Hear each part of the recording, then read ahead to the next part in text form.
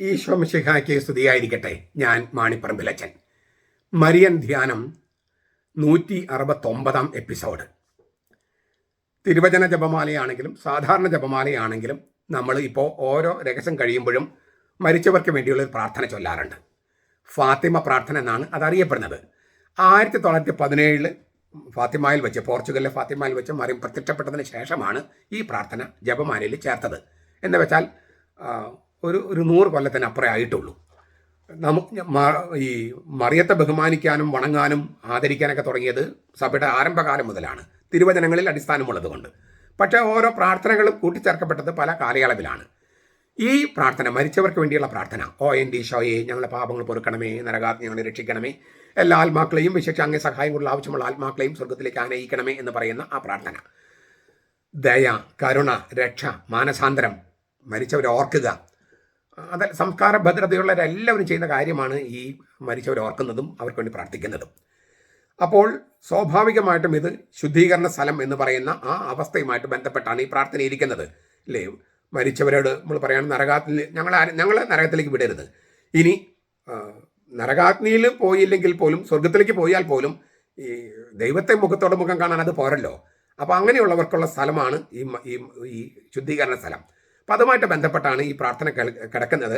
അതുകൊണ്ട് തന്നെ നമുക്ക് പല എപ്പിസോഡുകളായിട്ട് നമുക്കത് ചർച്ച ചെയ്യാം. മരിച്ച വിശ്വാസികൾക്ക് വേണ്ടിയുള്ള പ്രാർത്ഥന, ഓ എൻ്റെ ഈശോയെ എന്ന പ്രാർത്ഥന കുടുംബ പ്രാർത്ഥനയുടെ ഭാഗമായിട്ടാണ് ഇപ്പോൾ പലപ്പോഴും നമ്മൾ തിരുവചന ജപമാലയാണെങ്കിലും സാധാരണ ജപമാലയാണെങ്കിലും ചൊല്ലുന്നത്. നമ്മുടെ കുടുംബങ്ങളിൽ നിന്ന് മടങ്ങിപ്പോയ നമ്മുടെ പ്രിയപ്പെട്ടവരെ ഓർക്കുന്നതിനും പ്രാർത്ഥിക്കുന്നതിനും അത് വളരെ നല്ല പാരമ്പര്യമാണ്. നമ്മൾ കുടുംബത്തിൽ പ്രാർത്ഥിക്കുമ്പോൾ അപ്പൻ മരിച്ചുപോയി, അമ്മ മരിച്ചുപോയി, അല്ലെങ്കിൽ അങ്ങനെ, അപ്പോൾ അവരെല്ലാം ഓർത്ത് പ്രാർത്ഥിക്കുന്നു.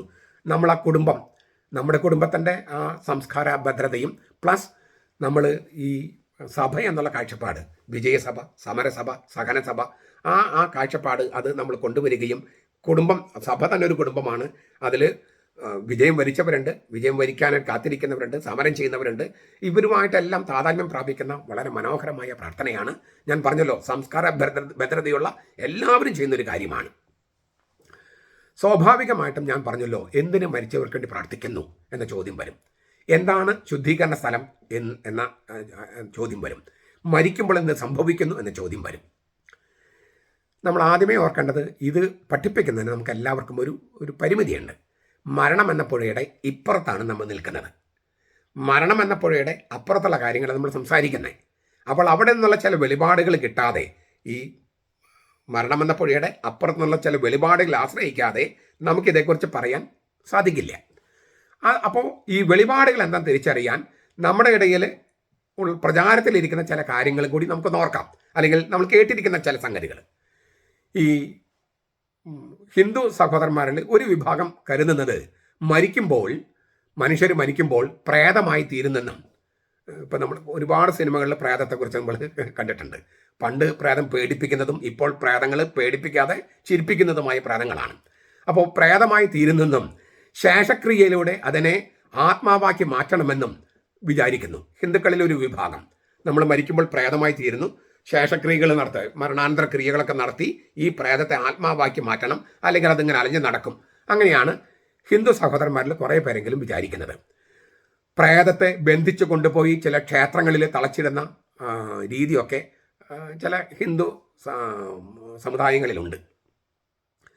വേറൊരു വിഭാഗം ഹിന്ദുക്കൾ പുനർജന്മത്തിലാണ് വിശ്വസിക്കുന്നത്.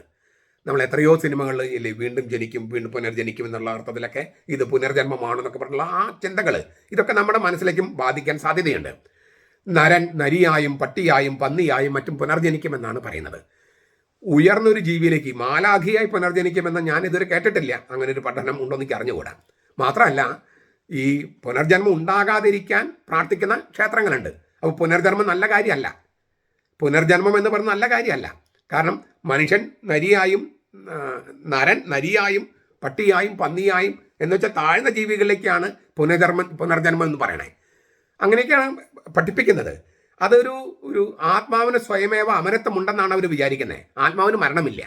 ആത്മാവിന് മരണമില്ലാത്തത് കൊണ്ട് അതിങ്ങനെ പുനർജനിച്ചു കൊണ്ടിരിക്കും. നമ്മൾ ഏതോ രാവണപ്രഭു എന്ന സിനിമയിലൊക്കെ പറയുന്നില്ലേ, ദേഹമേ യാത്രയാകുന്നുള്ളൂ, ദേഹി യാത്രയാകുന്നില്ല, ദേഹി ഇവിടെയുണ്ട്. അപ്പോൾ ദേഹമില്ലാതെ ദേഹിക്ക് ഇല്ലേ സഞ്ചരിക്കാൻ പറ്റും, ദേഹം പോയാലും ദേഹി ഇവിടെയാണ് എന്നൊക്കെ ദേഹമില്ലാതെ ജീവിക്കുന്നു എന്നാണ് അവർ വിചാരിക്കുന്നത്. ആത്മാവിന് അവനത്തുണ്ടെന്ന് വിചാരിക്കുകയാണ്. അപ്പോൾ ഇങ്ങനെ അന്തമില്ലാത്ത പുനർജന്മ ആവൃത്തി അല്ലേ, ഒരു റീഇൻകാർണേഷൻ സൈക്കിള്. പക്ഷേ ഇതിനകത്തും ഈ പ്രബോധനത്തിൽ ഞാനൊരു വലിയ കുറവ് കാണുന്നുണ്ട്. മനുഷ്യൻ മൃഗമായും മറ്റുമാണ് പുനർജനിക്കുമെന്ന് പറഞ്ഞാൽ അത് ശരിയാകുമോ? ഈ മൃഗങ്ങൾക്ക് ആത്മാവുണ്ടോ? ഈ പുനർജനനം വടക്കേ ഇന്ത്യയിൽ തന്നെ ആയിരിക്കുമോ? അത് പാശ്ചാത്യ ദേശത്തോ ചൈനയിലോ മറ്റോ ഒക്കെ ആണെങ്കിൽ പുനർജനിച്ചാൽ അവിടെയൊക്കെ പട്ടിയൊക്കെ റെസ്റ്റോറൻറ്റ് ഭക്ഷണമായിട്ട് കിട്ടും. ചൈനയിലൊക്കെ പന്നിയായിട്ട് പുനർജനിച്ചാൽ യൂറോപ്പിലാണെങ്കിലും നമ്മുടെ നാട്ടിലാണെങ്കിലും പന്നി പലയിടത്തും ഭക്ഷണമായിട്ട് കിട്ടും. പിന്നെ ഈ മൃഗങ്ങൾക്കെല്ലാം നമ്മൾ വിചാരിക്കുന്നത് മനുഷ്യൻ്റെ ആത്മാവ് പോലെ ആത്മാവുണ്ടോ?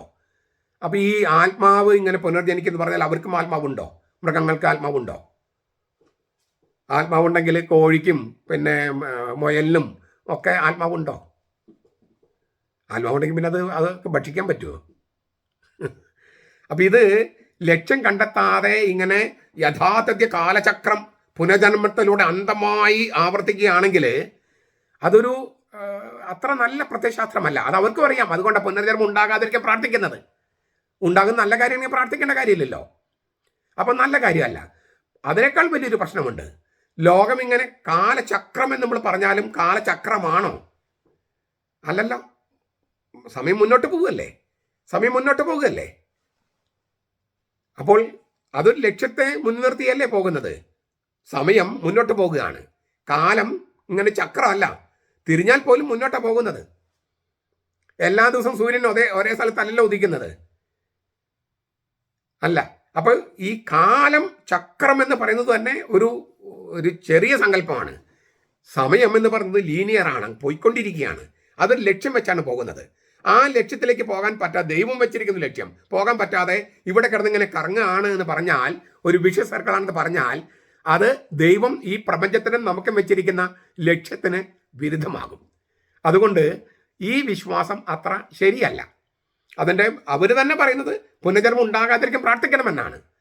ഞാൻ പറയുന്നത് അങ്ങനെ പുനർജന്മം ഇല്ല. കാരണം പുനർജന്മത്തിലുള്ള വിശ്വാസം എന്ന് പറയുന്നത് താഴ്ന്ന ജീവികളിലേക്കുള്ള ഒരു ജനനമായിട്ടാണ്, റീഇൻകാർണേഷൻ.